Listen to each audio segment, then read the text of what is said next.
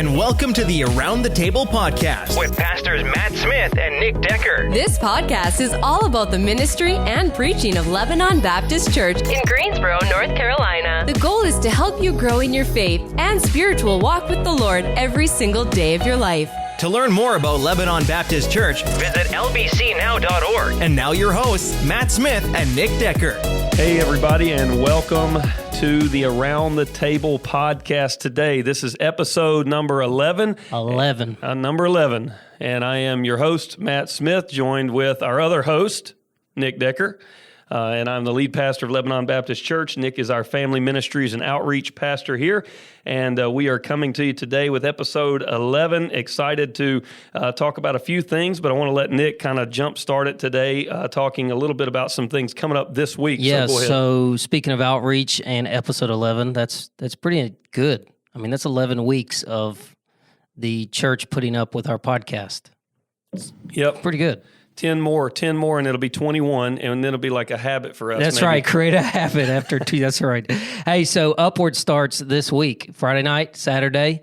We start with our middle school games on Friday night, and then we start the other grade levels as well as the middle school girls on Saturday. Huge league this year.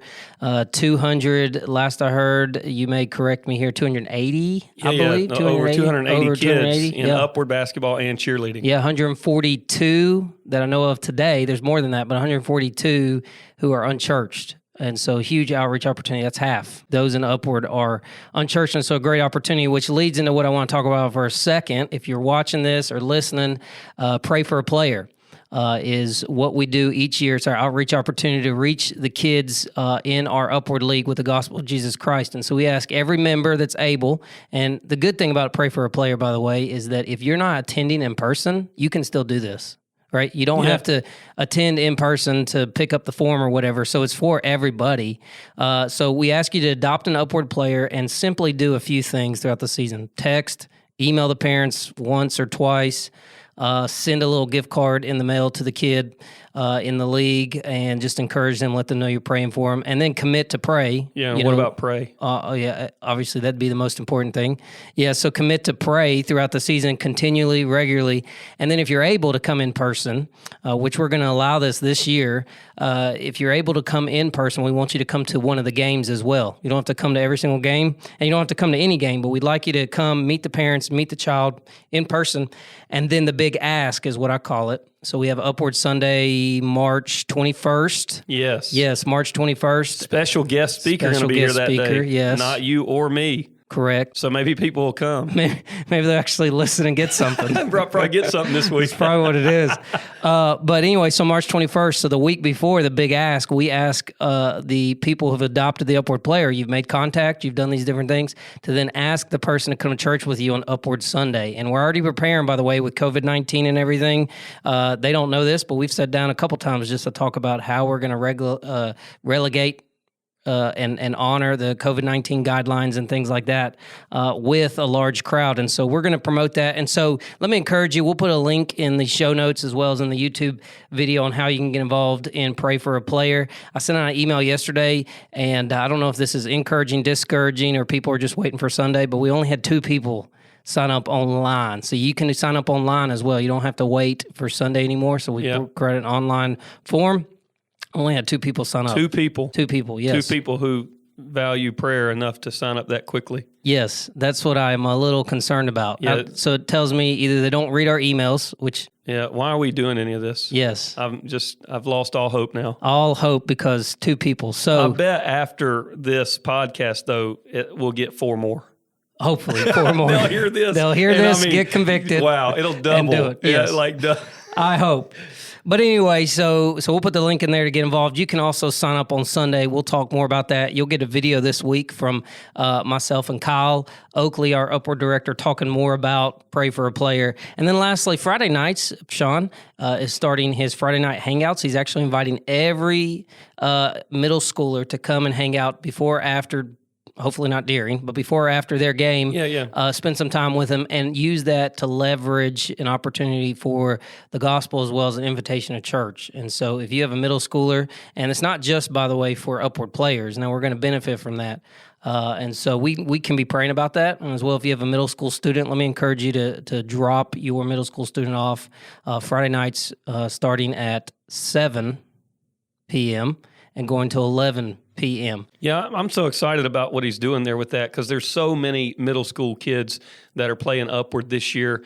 Largest division, actually. It is, yeah. There's a ton of kids there, and most of them, not actively involved in church, definitely not actively involved, in our church, and many of them probably don't have a relationship with Christ. And so it's like Upward basketball in this division is like one link to the bridge to getting them to Christ and getting them involved in the church. And so basketball is like one link, and then Sean's like, let's add another link with this, hangout, get some of our, and I love how he's told us he's actively engaging the students in the youth ministry to be here and to build relationships with these other students to try to help bring them into the church. Yeah, he's not even developed this for the kids in the youth ministry. It's an outreach focused opportunity to train these kids to invest in the Great Commission. So I think that is pretty cool the way he created that and thought of that. Hey, by the way, there are 600. Last time I talked to Mr. Scott over at Northeast Middle, I believe they have 650 middle school students at Northeast Middle. And so that alone, like they've shared it, they've invited their students. That alone is a huge opportunity as well. Yeah, they invited them to this thing that we're doing, to the Friday night hangout. Yeah. They put it out to all the middle school students at Northeast. Yep. Yep, it is. It's crazy to think about. I think even Miss Keener over at Northeast High put it out to her students too. So he'll take whoever, just show up. But cool opportunity. So be praying about all of those things as well as get involved as well. There's ways. Even Pastor Sean has talked about. There's ways if you're saying, hey, I can't invest and pray for a player. Not everybody can. You can even invest. Provide financial benefit to the youth ministry to help with that. Provide food, things like that. If you want to get in contact with Sean, he'll be glad to help you. Hey, we finished up the series on habits this past Sunday, and we're going to talk about the last habits.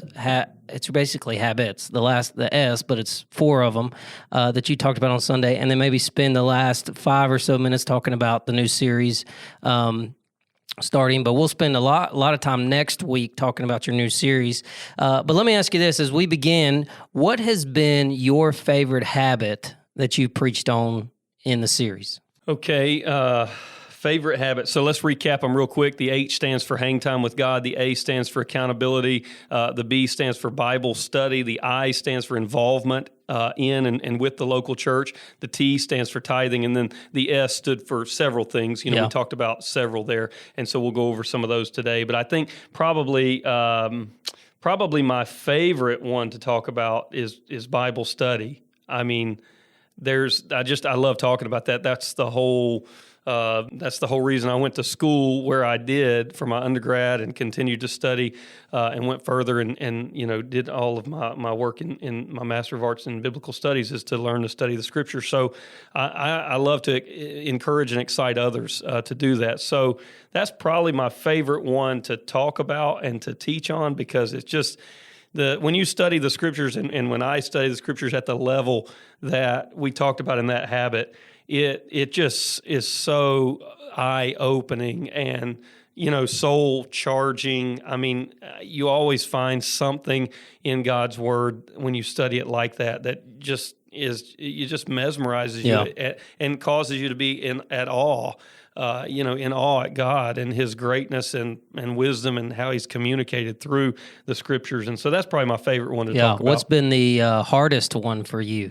Well, the hardest one to talk about was tithing, but that the really, hardest one maybe for you to practice. To practice in your own life. What do you think the hardest one to practice in your own life is? Yeah, I would say the hardest one maybe to practice in my own life is probably the first, the hang time with God, because I try to distinguish that between the Bible study and make that more of a separate habit. Mm-hmm. The idea of spending time alone with God devotionally, it's easier for me to spend time in Bible study, although that can be difficult, from time to time, depending upon the busyness of the ministry and what's going on.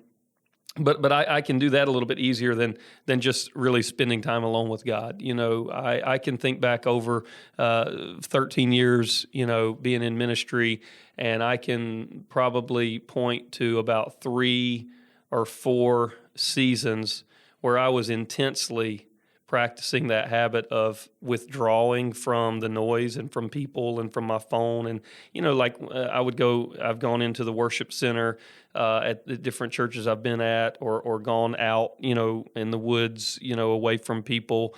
And I've had seasons where I just took a journal, just took my Bible, turned the phone off, and just prayed, read Scripture, prayed Scripture back to God, wrote down prayers, and I can go back to 3 or 4 seasons where I was really practicing that well, and I believe God used that to do some really remarkable things in my life. But that's a hard discipline because just the withdrawing part of it and being consistent with that. So that's probably been really one of the hardest ones for me to practice. To separate that from just studying the Scriptures. Yeah. So what about you? What's been the hardest habit for you to practice? Yeah, I think it's the opposite of that. So, we both went to school to preach and to study the Bible, but I do find Bible study hard just to discipline myself enough to sit down and say, okay, I need to invest quality time in actual Bible study. It's difficult for me to find that time because it's crowded out by everything else. Even though, I love it, went to school for it, that's what I want to do with my life, still to actually discipline myself to do it. It's a hard habit for me to kind of control and to do. Even this morning, I was studying Philippians 2 and teaching on it today. And I came to Philippians 2 talking about the incarnation and how we are to have the humility of the Christ, who is our greatest example. And had to literally put my phone in my room this morning, put my watch up because I didn't want any distractions, no text, none of that. But I got an hour into it. I was like, man, I am so thankful that I sat down and actually studied this because of the impact it had on my own soul. Not simply for my personal life, but as a desire to just study God's Word for life change. And so I would say Bible study, but I probably could do well to practice all of them better. Sure. But that would be the one that I struggle with the most. Hey, so we focused on 4 spiritual disciplines today. We use the term spiritual disciplines. Yeah, Sunday. Yeah, Sunday. Sunday, the 4 spiritual disciplines with the S in habits, talking about sacrifice, secrecy, service, and celebration. Celebration doesn't start with an S, but it sounds good. So yeah, I noticed that. I was trying to think of another S word, but couldn't. So anyway, You said they're called spiritual disciplines. You said 2 of them are disciplines of abstinence, sacrifice, and secrecy, and then 2 disciplines are ones of engagement, service, and celebration. You explained a little bit on Sunday morning, but maybe for our listeners, and maybe some haven't listened to the sermon yet, tell us the difference between a discipline of abstinence and a discipline of engagement. So a discipline of abstinence means I refrain from something or I restrain myself from doing something. And so those disciplines, we practice those to teach ourselves self-control, temperance, to govern ourselves rather than being governed by ourselves, to control our desires rather than letting our desires control us. There are others we could have talked about. We talked a little bit about some in the very first week, like silence and solitude. You have to have solitude to be able to, really spend time with God, like what we talked about. And so that's a discipline of, in and of itself, of abstinence. You're refraining from being connected. You're restraining yourself from checking your smartphone and things like that. But also in the disciplines, we talked about sacrifice and secrecy. So refraining from something, that's a discipline because that doesn't come natural to us. In fact, one of the examples I talked about was like fasting. That would be an example of a discipline of abstinence. You refrain from eating food for a period of time or for a particular meal, and you're teaching yourself to give that up and remind yourself to depend upon God. And that's a difficult thing to do because we want to eat. Our bodies need food. And so, but Jesus practiced it. He taught it. He encourages us to do the same thing. But it's a hard thing to do. I mean, somebody texted me Sunday and said, I was really after the sermon Sunday, they texted me and said, I was really thinking about trying that fasting out. But then you talked about that Bojangles sandwich, and they said, I'm headed there right now. So, it's tough, though, because it goes tough against the grain, honestly. It goes against and we're kind of immersed in a culture of, always just consume. Yeah. and you can get what you want right away. You know, and we also, another one would be like refraining from buying things, refraining from spending. That's something maybe you could work on. I know Hannah would appreciate me saying that. She would definitely appreciate that. I'm sure she listens to these too. All the time. Amazon would hate it because that's where all my shopping happens. In fact, but they don't need it. They definitely don't need it. In fact, I was thinking about, while you were preaching on that, I was thinking about Amazon. Sometimes I literally just get on Amazon to see the deals. I'm not really looking for anything. I just kind of want to spend money because there's a deal going on. And it feels good. It feels good. And Hannah's all the time like, don't just buy things because it's a deal. And I'm like, but it's a deal. How could you not give it up? But do you need it? No, see, I don't need it. By no means do I need it, and she knows it.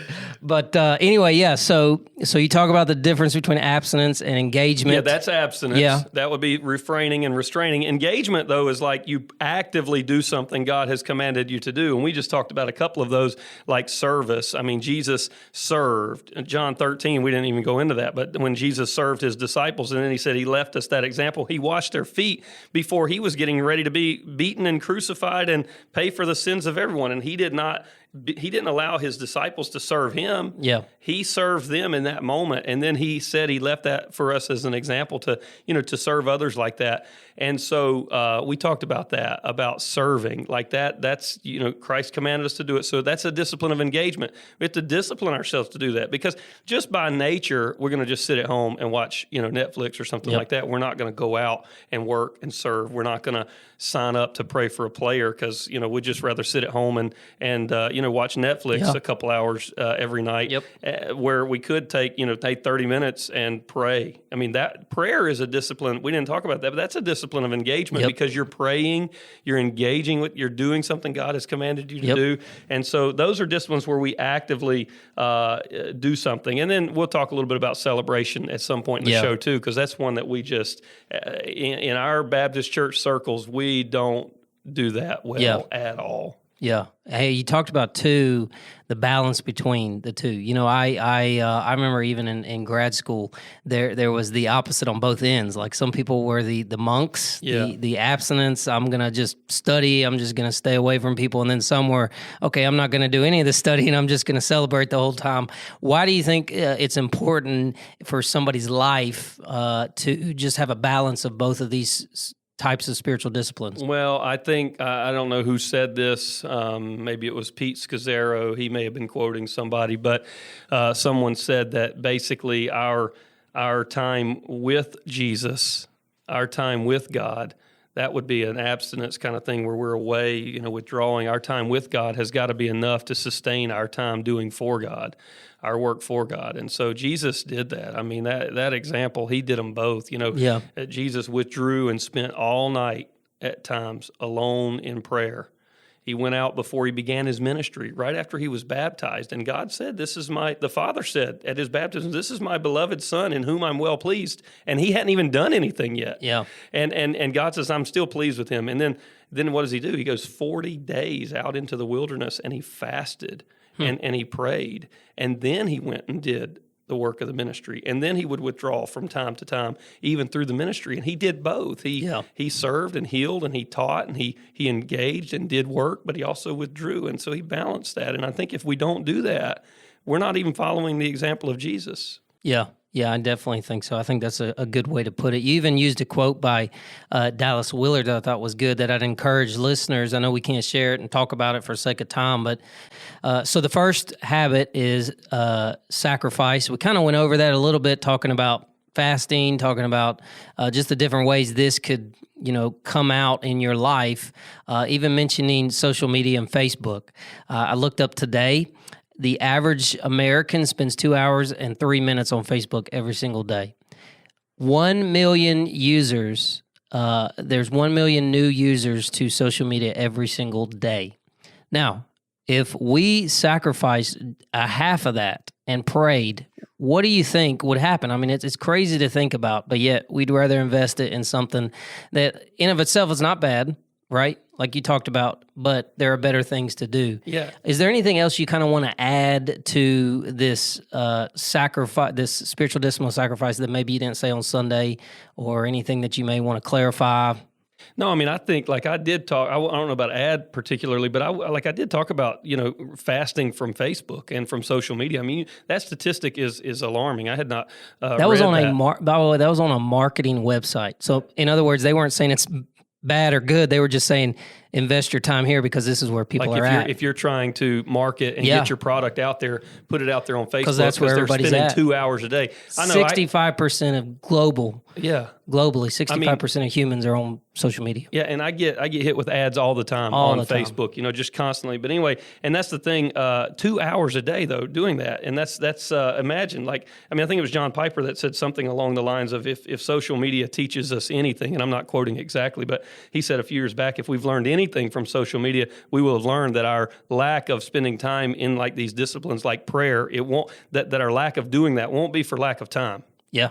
I mean, he's totally right. Yeah. So no, and I think even breaking from that for a season, giving that up, saying, look, I'm gonna train myself not to do that at this particular period. I normally just get in bed, and I look at Facebook for a half hour. Well, say, look, for a week, I'm gonna refrain from that, and I'm gonna engage in prayer or in reading through the scripture or something before I do that. And I think that will change our spiritual lives dramatically. I was thinking this morning, with our evangelism focus coming into play, and obviously we haven't talked about this, but what if we did do something with fasting, to do a church-wide fast in order to prepare people for this evangelism focus? I mean, maybe something we can talk about, even if that is fasting from social media or food or whatever. I think it's a good conversation to have. Oh, yeah, absolutely. We need to talk about that. That's a good idea. So second habit is that of secrecy. And you ever heard that talked about before? Actually, I mean, I've heard spiritual disciplines. I've heard spiritual disciplines, but never to the extent you've talked about it. So pretty interesting to actually think about the idea of secrecy and the fact that you use all the scriptural references to say this is Jesus actually talked about doing this. Yep. Use the example of your wife. I would say the same thing about my wife as well. The greatest example of secrecy. Is there anything you want to add there as well that you didn't add regarding secrecy for our church and for our listeners? Well, we got this little quote here in the show notes that I think you put in, and it's a great quote by Harry Truman. I would read that. Harry Truman was known for saying, "It is amazing what you can accomplish if you do not care who gets the credit." I mean, imagine that. When was the last time, we talked about that, when was the last time that you did something, good, and you didn't let someone know about it? And I like what Willard says, basically when we practice this, when we do these good deeds or these acts of righteousness, as Jesus talked about it, and we do it without putting it on Facebook, you don't have to post everything you do. Yeah, you don't. And so, it's like if you do some of that, it basically Willard says you're putting God in charge of your public relations department. Let him be in control of when your good deeds will be known and to what extent, for who needs to know it, those kinds of things. That is a discipline that I think in our world of putting everything out there, we have to be a little bit aware of and practice. And everything's so public today too that it's easy. I mean, this is actually like you said, it's a discipline of abstinence. It's a discipline to actually sit back and say, even though I can, I'm going to decide that the Lord's in control of what gets promoted. I'm going to choose not to. And there's nothing wrong. Like when we post pictures, we post some pictures of things on Facebook. I think the goal is oftentimes to try to encourage and influence others to do the same thing. So I'm not saying we should never do that. Yeah. It's just that at the same time, there ought to be things that we are doing that we're not letting anybody know about as well. Yep. On intentionally to trust God to see how He'll show up. I didn't go into this on Sunday, but I read some examples from George Mueller. In Bristol, England, back in the 18th century, and he had several orphanages, and he was constantly dependent upon food and money to come in to literally provide meals for kids that were orphans that he was running an organization to house, and he oftentimes would have specific huge needs that he wouldn't tell anybody about. He would only pray. And he wouldn't make the need known to anybody, just to be able to see God answer that and to know nobody else could have done that except for God. Yeah. And that was a habit of secrecy for him to practice that way. I mean, to not make it known, but to only talk to God about it. I mean, and the growth that he experienced through seeing God provide was incredible in his life. Yeah, I think that's a real good example there of George Mueller.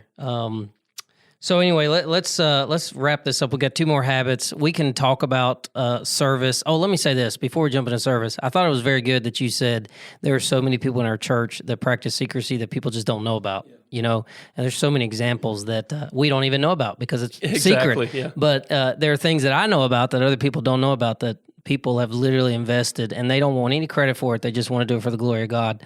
And so I thought that was good. But obviously, we can always use more of that. So anyway, you talked about 2 other disciplines, the engagement disciplines here, helping us to avoid the sin of omission, going back to that quote by Dallas Willard. You said the 3rd habit is service. It's getting involved, getting engaged. What are some ways practically, we put down pray for a player. We've talked about that. What do you think are there other ways our church members right now practically can get involved in service? And not at Lebanon, but you talked about some even with your life and your work. Yeah, I mean, again, everything you do it heartily as to the Lord. So we don't talk about a theology of work very often, but just the way we do our jobs day in and day out, whether it's working for a company or whether it's owning and managing a company of secular employment, if you will, doing that to the best of your ability is an act of spiritual discipline, of service. When you leave it all out there, and like you talk about in basketball, guys say leave it all on the court. Well, when you leave it all out there at your place of employment, you work heartily to the Lord. That's an act of service too. It's not. We have this kind of split in our minds that's like some things are sacred, some things are secular, but all of life is to be lived if we're Christians to the glory of God, and everything we're to do for His glory. So if you work for Moses Cone Hospital, doing it with all of your ability is an act of service to the Lord, and then it brings a blessing to others. It is part of God's common grace that He sheds on everyone, and then it's an instrument of pointing others to the faith in Jesus Christ and the difference that Christ makes. And so that's one thing you can do. And then I think also we need to be serving in the local church too, volunteering and engaging in ways like that, through whether it's working and serving on our safety team, whether it's working and serving in the nursery, serving as a life group leader or Sunday school teacher, serving as an upward basketball coach or referee, or praying for a player, serving on our welcome team, serving in the AV ministry there, whether it's the worship team, serving and volunteering. I mean, there's so many people in our church that put in incredible amounts of hours every week serving, and that's above and beyond trying to work at their place of employment and do it with the best of their ability. That's serving in the local church too, because we're going to see that as we go through the book of Acts, that act of serving to spread the gospel. And so we've got Upward Soccer coming up eventually that we're going to be doing here. There's going to be other opportunities there. So the food pantry is another one that takes place. We could go on and on and on with ways and areas. So just like taking what John Piper said, you cannot get to the end of your life and say we didn't provide service opportunities for you, because we definitely do. Exactly. Last one is celebration. What do you mean by celebration? Yeah, celebration. So I don't know that I've ever heard that preached about or talked about. But I would say that in our circle of Baptist churches, that concept of celebration as a discipline is rarely talked about. I mean, to celebrate. There's Ecclesiastes, we read the passage where Solomon says, I've concluded that it is a good thing for man to enjoy, for man and woman to enjoy the fruit of their labors, to do that. In the Old Testament, God commanded the people of Israel to practice feasts and festivals of celebration. There was one in particular that I mentioned in Deuteronomy 14, where they were to take all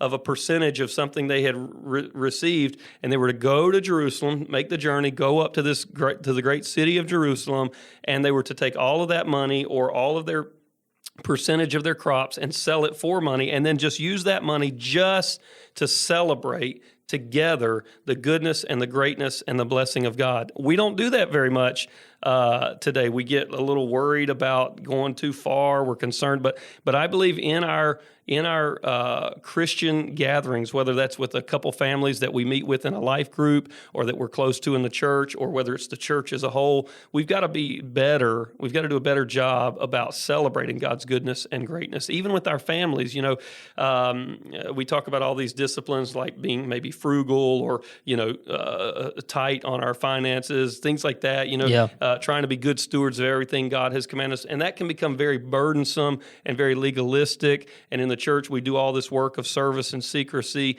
and sacrifice and all this, and it can become very burdening down to us. But when we read through the scriptures, God actually commands us to, at certain points in times, fairly often, to celebrate. Yeah.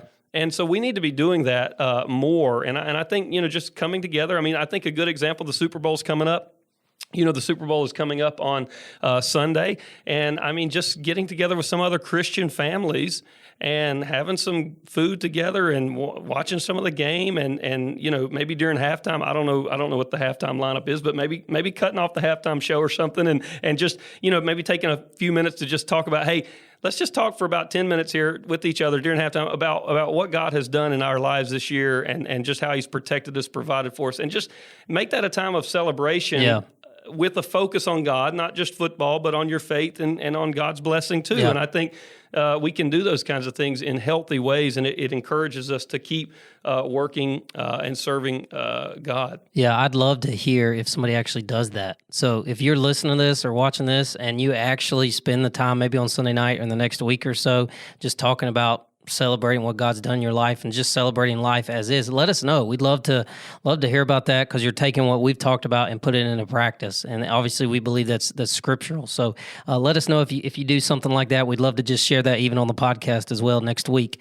Hey, so lastly, what are some books you mentioned on Sunday? Maybe there's some listeners here and they say, well, I want to get more involved in these spiritual disciplines or these habits that you're talking about. What would you recommend for them to get started with or to read as far as some books here? Yeah, so some books. I'm glad you asked. Actually, it's a little deeper study, but I have found it to be really good, and that is by Dallas Willard, and it's called The Spirit of the Disciplines. The Spirit of the Disciplines, and so that's a good one.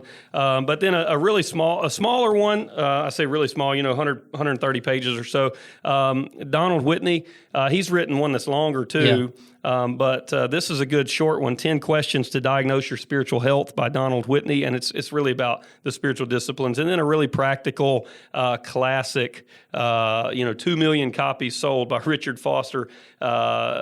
Celebration of Discipline, the Path to Spiritual Growth. And so those are some books right there. And we'll put. I think we'll link to those. Yeah, we'll link to those in the show notes. Amazon. Yes, that you can spend money on because it's. Well, yeah, spiritual discipline. It will help you with your discipline. Exactly. That's a challenge for me too, is to not buy books. Not buy books, I guess, that are what? Well, just not buy books. Sometimes I buy too many books, and I buy more than I actually have time to read. You know what I mean? I know the feeling. I'm trying to read 4 to 5 books a month this year, in addition to like the books, the commentary stuff I'm going to be reading for sermon series and study. But just 4 to 5 other books in addition to that each month. Trying to kind of discipline myself to do that. But we're going to go through starting the book of Acts in a couple weeks. Yep. And I mean, I've already kind of forecasted it out. I'm going to easily be reading for that series over 3,000 pages, of commentaries and background works and stuff. And so then, but in addition to that kind of stuff, 4 or 5 books, a month. But it's just hard. That's a discipline. I say, let's read what I have and then buy more stuff later. Yeah.